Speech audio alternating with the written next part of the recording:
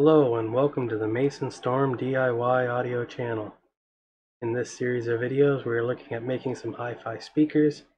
In this video in particular we are going to be designing the crossover of our system. Before we get started, just as a bit of a review, this is the woofer that we selected, this is the mid-range, and here is our tweeter. So in the previous video we extracted the FRD and ZMA information from this graph, and off camera I did the same with the mid-range and the tweeter. Okay, so here we have WinPCD. I've already loaded in all the FRD and ZMA files for all the different drivers, and I've set the driver configuration to three-way. And here's our starting graph. Looks quite terrible, but should be doable. So to begin with, let's take a look at our data sheet for our woofer. And right in here is where it starts to kind of break down a little bit, probably a little bit higher. So what is that? 1000 hertz, 900, 800, 700, 600, 500. We'll go to our woofer here, throw on our target, and then over here we can set our target. Also set the order. The higher the order, the greater the slope. The slope's measured in an octave and a decibel reduction at the end point versus the base point. So you double the frequency and then subtract so many decibels. And that's essentially how that works. And these are the different filter types, or they look a little bit different. What they are for setting the target doesn't really matter so much. You just got to get one that kind of looks the way you want it. So let's go 800 hertz, 87. Yeah, that's close. And just some point of note. Some of them can only be in certain types. 2, 3, 4, 5, 6. What we're probably looking for is something, probably a second order-ish. Actually, probably that target would be quite good. We like that. So now we want to see if we can get our actual line of our speaker to kind of look like that. As a second order. We can try the calculation and see what it comes up with. Initiate textbook values. It's an 8 ohm speaker. 8. Push enter. That's not really what we're looking for. But we can just kind of dial things around. 1.5, 30. Let's actually go up to a third order. 1. We're just not going in the direction we want. Actually, I'm going to keep up the system graph and just have that on the top of the screen here. Like that. Actually show the driver response. Okay, back to second order. 2. There we go. That's more the direction we want. 75, 80, 60,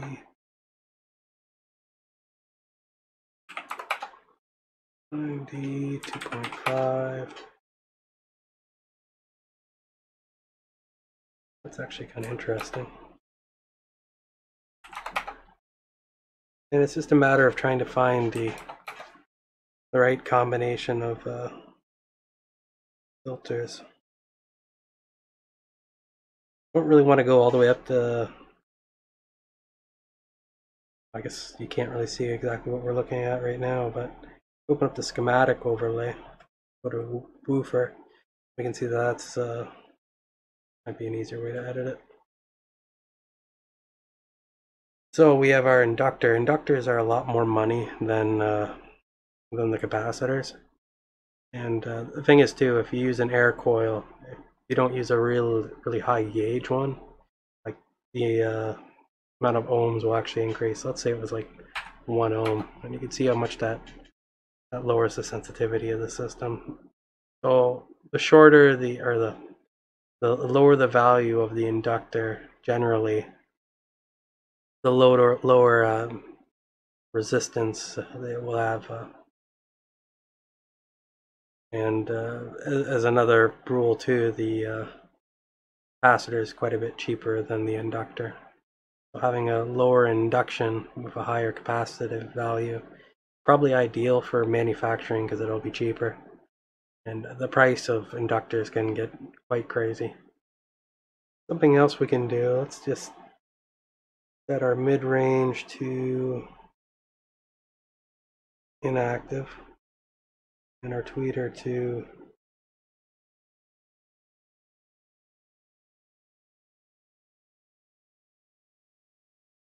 an inactive button somewhere here. Actually, I guess that mid-range button over there, that was for like a dual driver. Like if you were doing a MTMW or just some like TMMW, some sort of dual mid-range system, which I'm currently doing.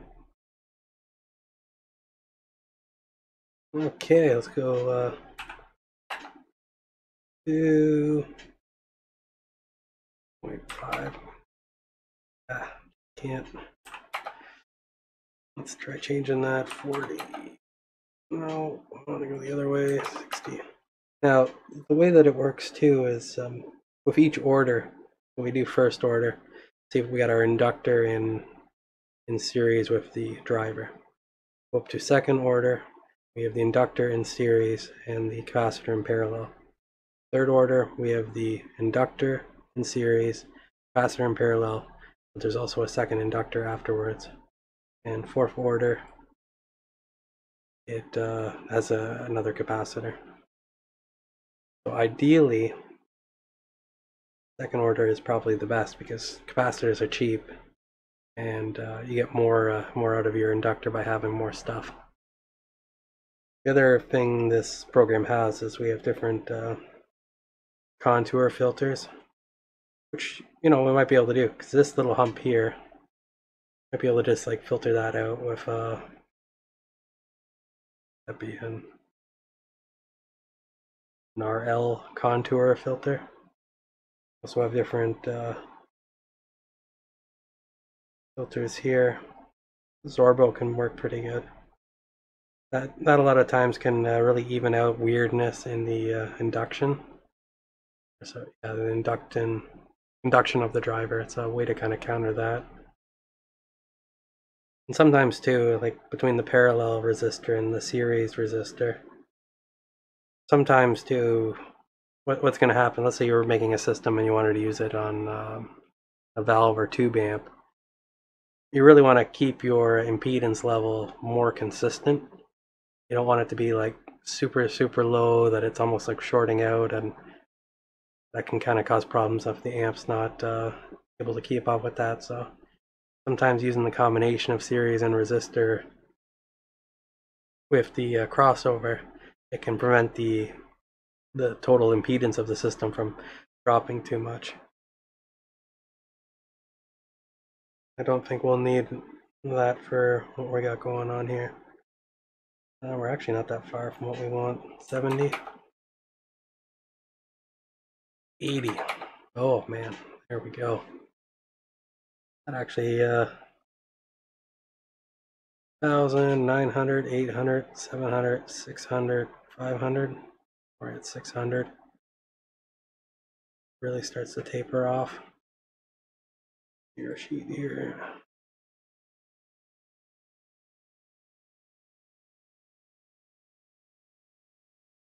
Oh, what that kind of would look like is, that would actually work pretty good.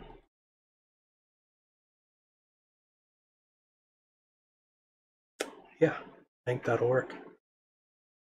So the way that I kind of do this is you do a rough crossover And then later on we'll open up the shop where we actually buy the crossover parts, and then we got to find data sheets on this. So we got to find like a 2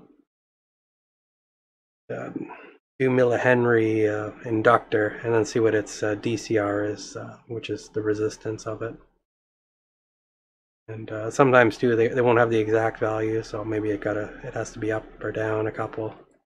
Maybe they only have like a 197 or something. In which case you change it, type in the values, and then adjust the other components to kind of match, and you usually get it to work out that way. Let's go on our mid-range here. Just got to get it to display again. Sometimes it's easier to have the drivers displayed, other times it's not. Kind of depends.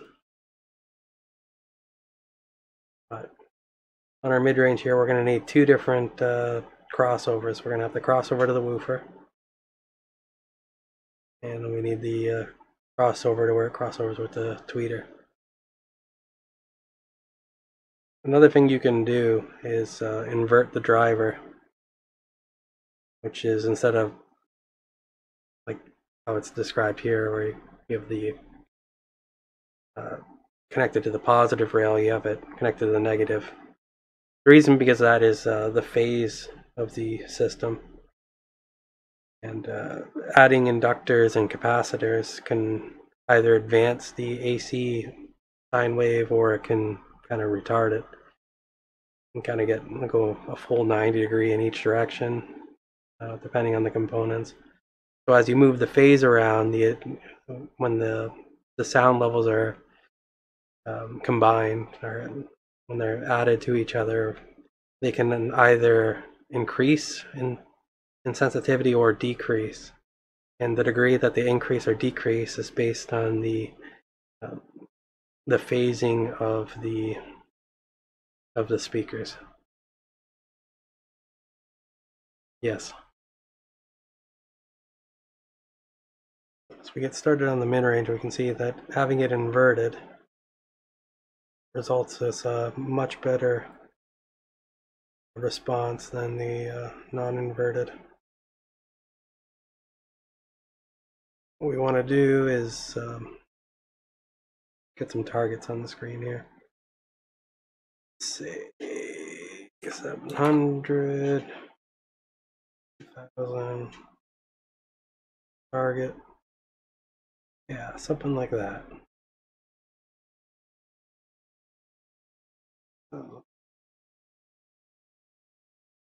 First order, we can just kind of scroll up and see if that gives us anything like what we want, which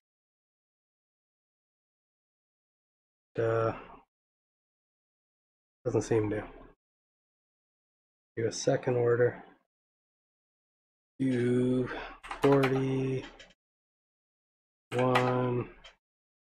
That's convert. Wow, that's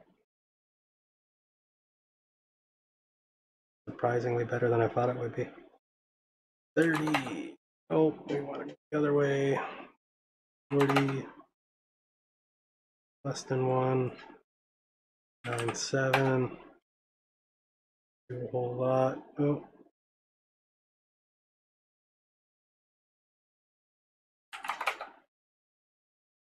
30, 60.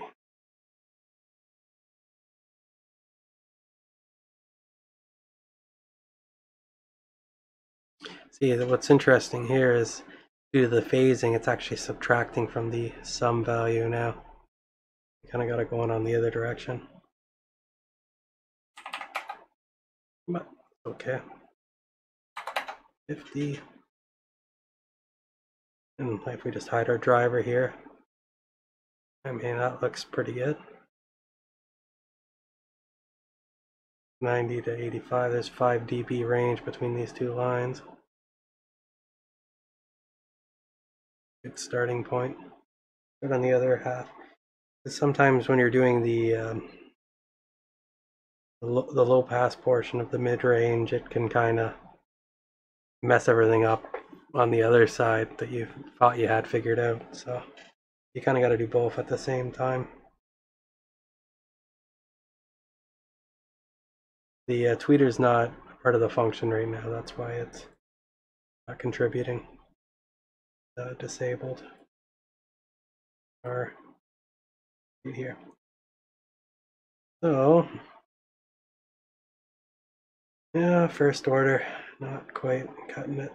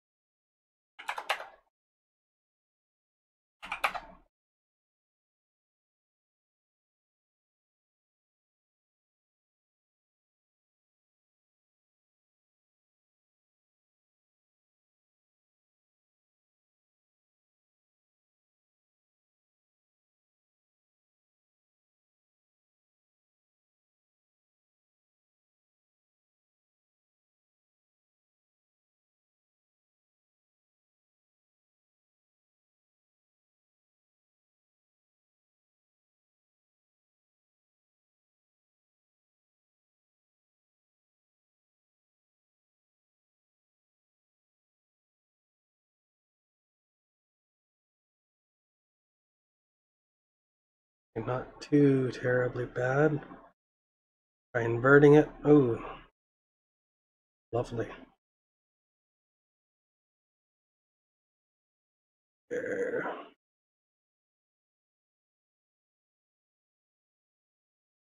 And let's just say we wanted to lower its overall output, so we could do it with either a series or a parallel resistor. Do a series, that'll increase the overall impedance.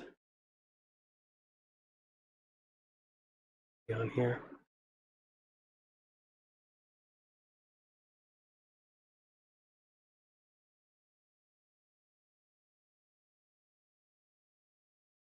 Like that.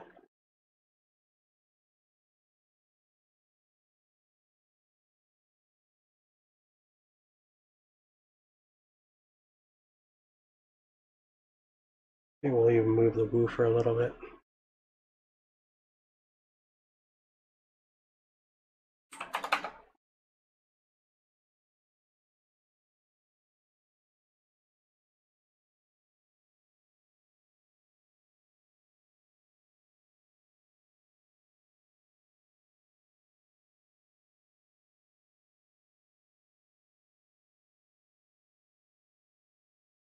Other side. That hump right there is kind of annoying. That can be taken out with a notch filter. I'm going to try to avoid doing that for now. What is nice though, got actual calculators for doing the notch filter. LCR. You got a high pass, low pass, and resistance. So that's kind of what your notch filter is. That's what the calculators are for. So, going it down a little bit.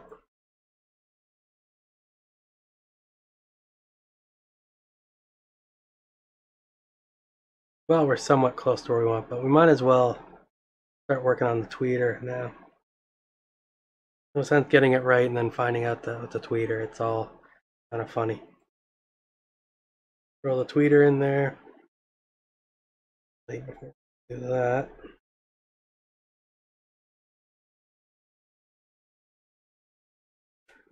Look at the mid-range actual spec sheet.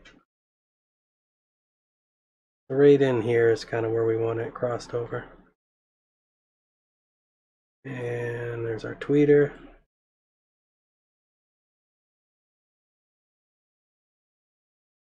So it's resonance frequency 1050, so at 2000. Hard to see on the graph. Probably right in that range. We want it to 1 octave over, which would be kind of its resonance frequency. We probably want it down like 12 decibels or more. See if we can kind of that figured out. Tweeter. 2088 target.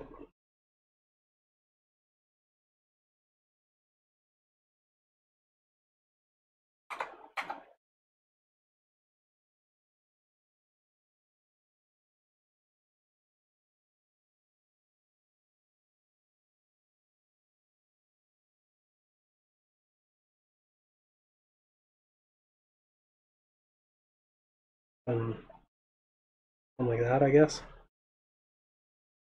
So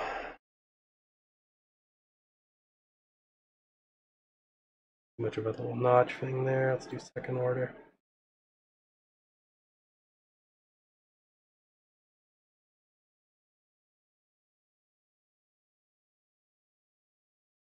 Not liking that. Third order.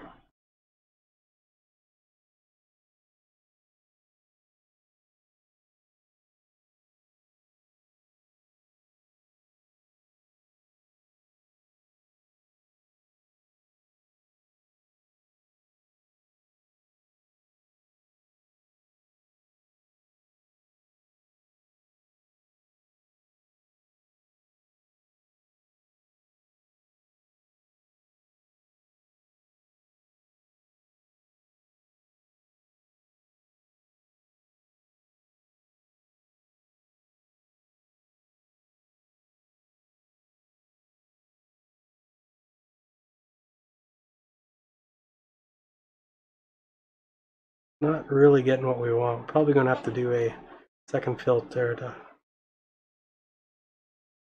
kind of feed it down the other way.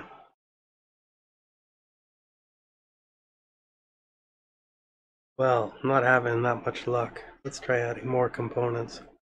Let's try a fourth order. Oh yeah, here we go.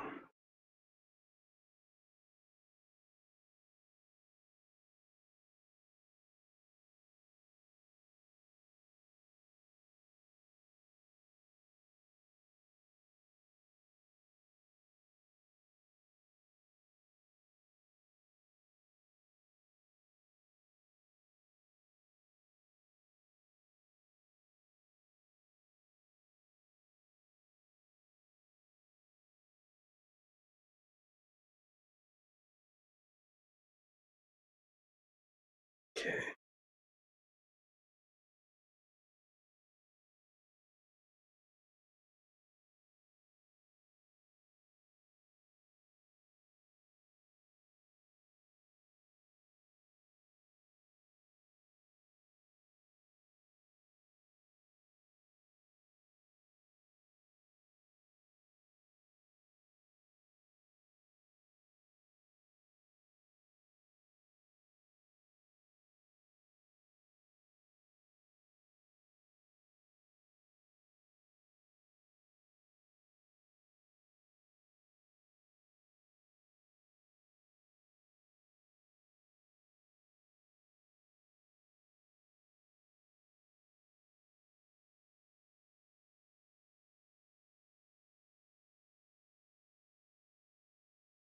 And then something we can try is a series resistor.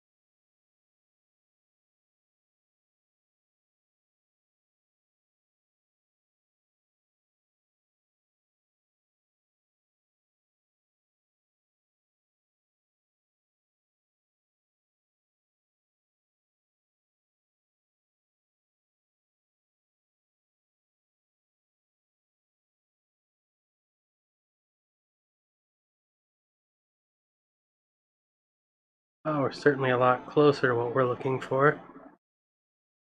Kind of once you get to this point, the thing to do may be to look at the shop and see what the DCR is for the different inductors, and then plug them in and see how the line changes, and then kind of keep updating it till it so you have a parts list as well as having a functional crossover design.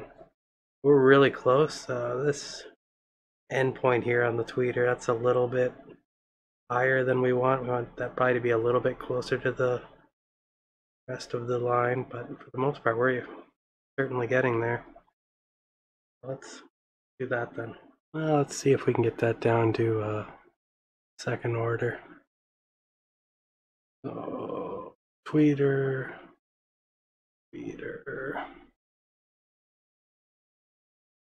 second order.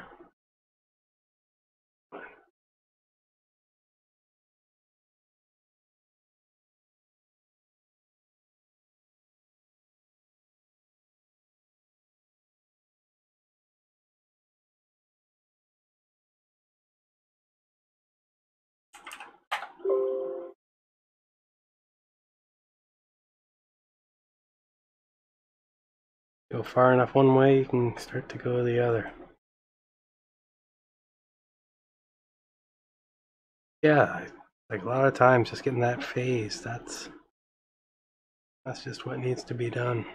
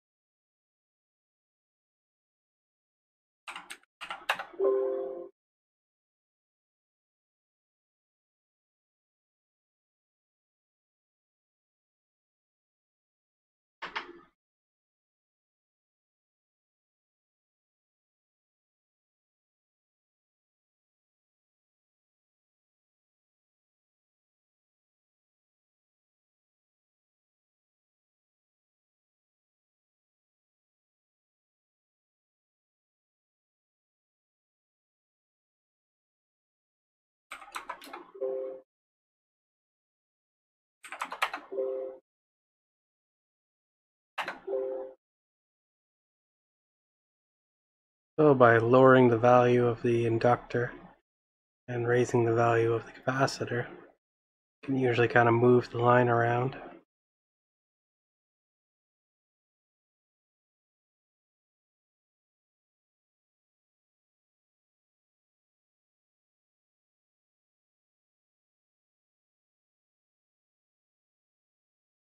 That is kind of a little strange way of doing that, but it'd be pretty good for on and off axis.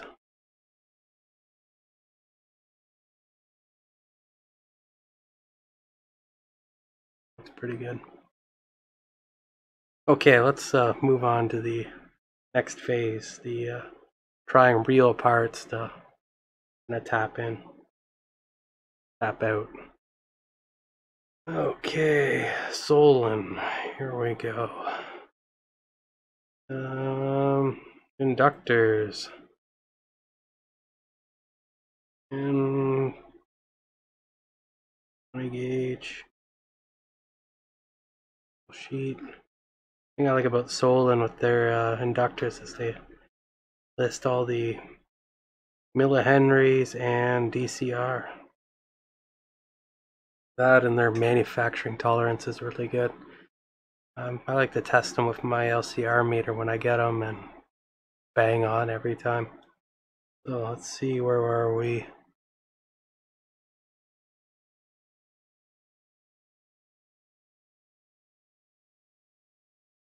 Okay, let's start with the woofer. Let's do 2.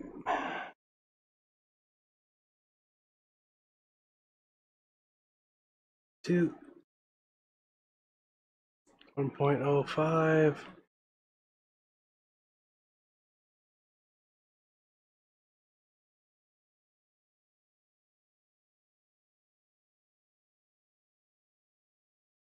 Mid-range. So we're looking for, I guess we could have went on there, that we can actually see our symbols. Mid-range, 1 and 0.9. Do the 1 first. 1.7, 1.7, then on the other one,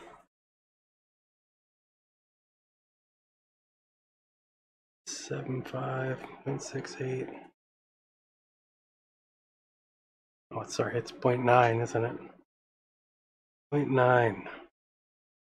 We got 0.91. Wait, that's the wrong list. 0.91, 0.66.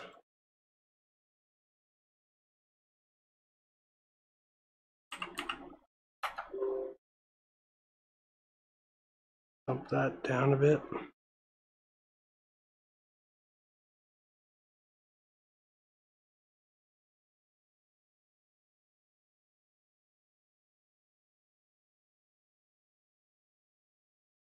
Tweeter.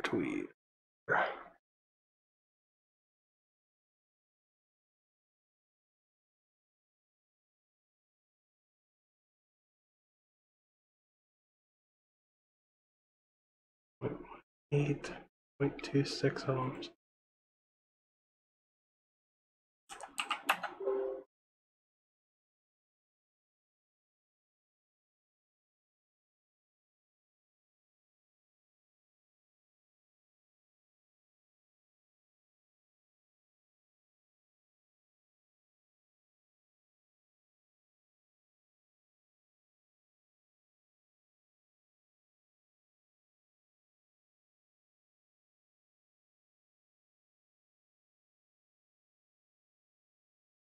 That should do it.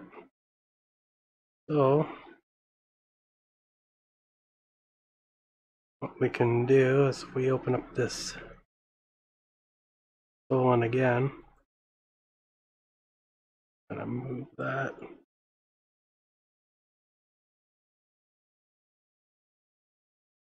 Get a bit bigger.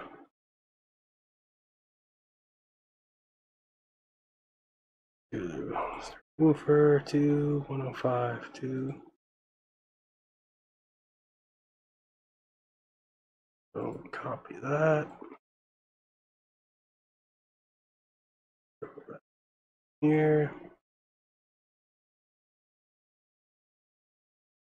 Yeah, 2. Mid-range. 1.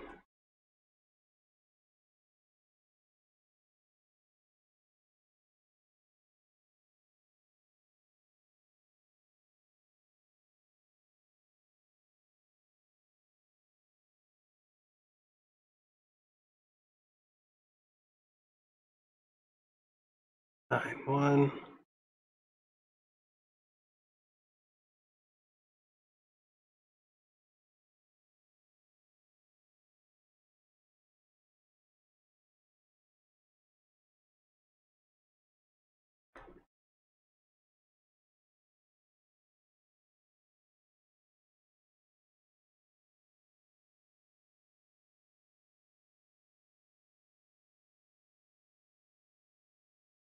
Kurt.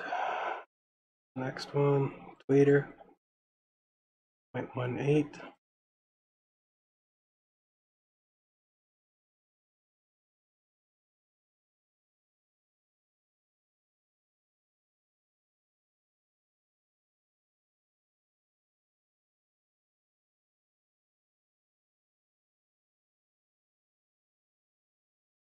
Okay, so capacitors. Start at the woofer and do the mid-range, then the tweeter. I'm going to mainly use non-polarized electrolytic capacitors. For high values like 90, it's definitely the least expensive way of doing it. But certainly for a more high-end build, using metallized polymer capacitors would probably be the way to go. But this will work. So we're looking for 90. The closest one I could find was 82. They have a list of this particular series, kind of like how they had with the inductors. That was all the product codes with the quantity of capacitance. So I selected this 82 here. That's not quite what we want. So if we take an 82, we can actually add another one to it. And we add 10 to it, and we got 92, which if you look on a chart here, watch how much it changes. 90 to 92. That doesn't really do a whole lot. It's not a very large change in value. So get 2 of those. And 10 microfarad, we'll get 2 of those as well. We can move on to the mid-range. And 56 and 5.6. So here is a 56 MFD. 2 of those. And I didn't find any non-polarized electrolytic for the 5.6. They do make them. The Solon just doesn't have any right now. I'm gonna get a polyester one for that. Perfect. And then for our tweeter, 15. And what do you know? There's a 15 available. Get 2 of those as well. Really what's nice about having them on the sheet is you just take the product code and type it in. I mean, I already had them opened up where it was a little bit quicker, but usually works out pretty good. Mind you, the 100-volt DC, you got like a really high power system, these probably aren't the capacitors used. Other values, some of them are like 250 volts or more, but even 100 volts DC, that's pretty decent rating regardless.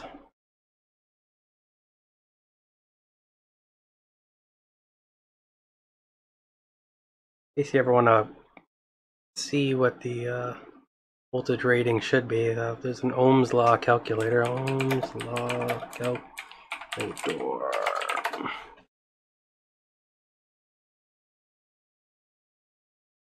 Let's do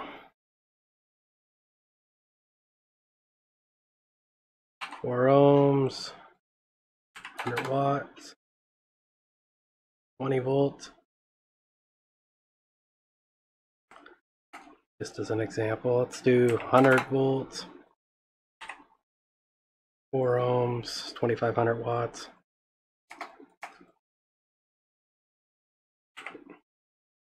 $1,250 watts. Also had 63 listed on there for the VAC. 500 watts, 8 ohms. You double in 4 ohms, but usually not an issue. I'm just try to be reasonable with it. If you're making club speakers, make them accordingly. For most hi-fi stuff, usually okay regardless of what you use. Also, as another point of note, voltage peak to peak, voltage RMS, and DC volts. As far as speakers go, they all are kind of different. So the right unit has to be used for this to really have any kind of sort of meaning.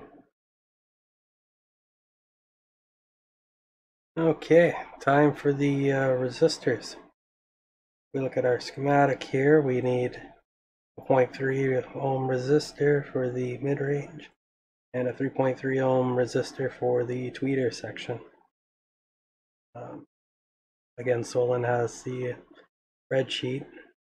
I didn't see any that went down to 0.3 ohms, so what I'm going to do is get a couple of these 0.5 ohms and then just put them in parallel. And if we look at our chart here, we have two half ohm resistors and we put them in parallel. That's the same as 0.25. So if we look at between 2 and 3,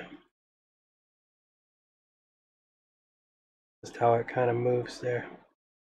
So somewhere in between the two is what it will end up looking like, because we can't actually, because it just rounds when you type in fractions or whatever. Should be good. We'll get 2 of those, and then I also do list a 3.3 ohm, so we'll get 1 of those done too.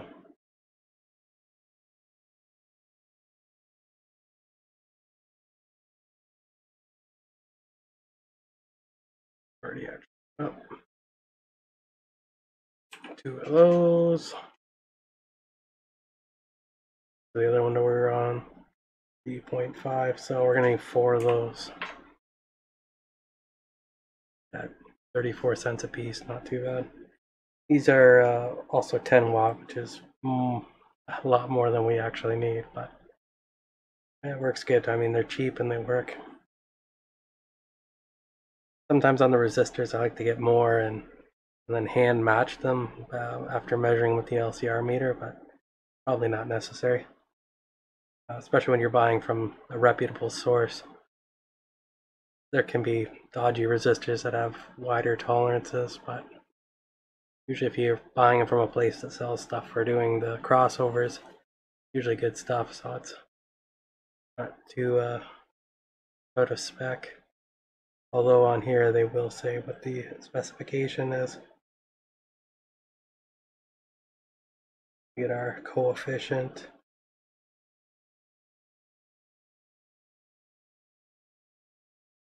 So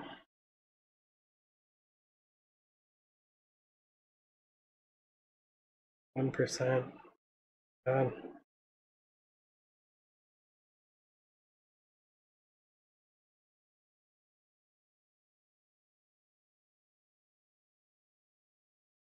So our shopping cart's starting to get pretty good. Got 20 items in it now with the inductors, the resistors, and the capacitors.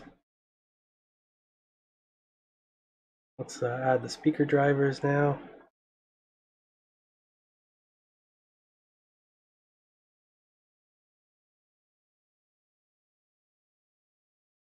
There we go. Start with the woofer. 2 woofers. 2 mid-range. And 2 tweeters.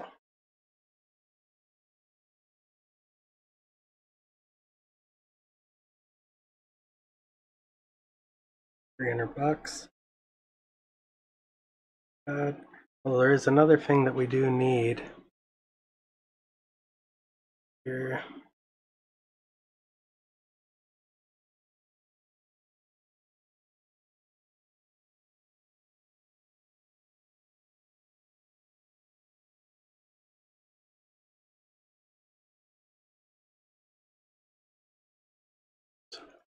Wrong window. Speaker cups.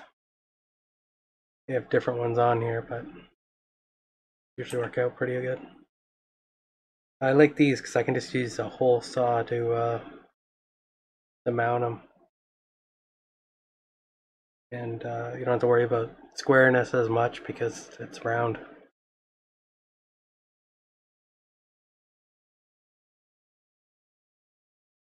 There we go, 310 grand total. Shipping, probably add another 25 bucks or something on that. So, as far as hardware goes, that's all we need to make some speakers.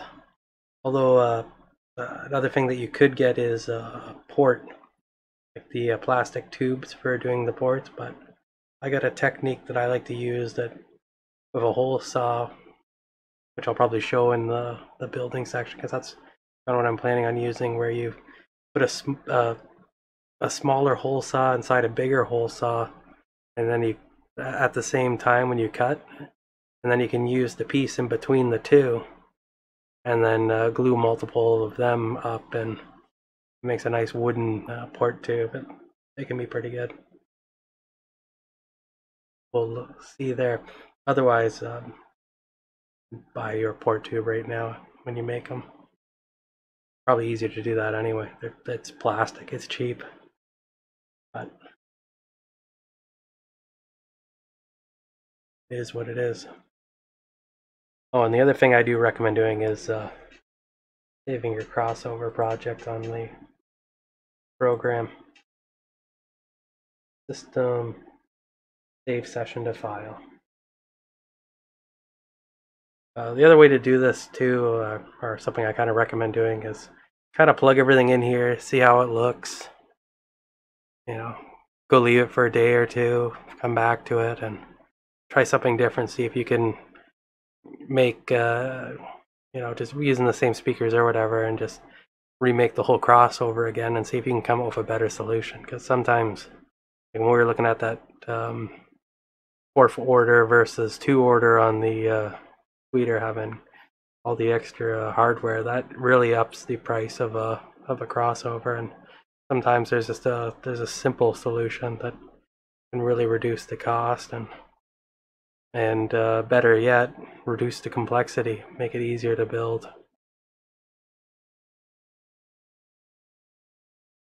Till next time, like, comment, and subscribe.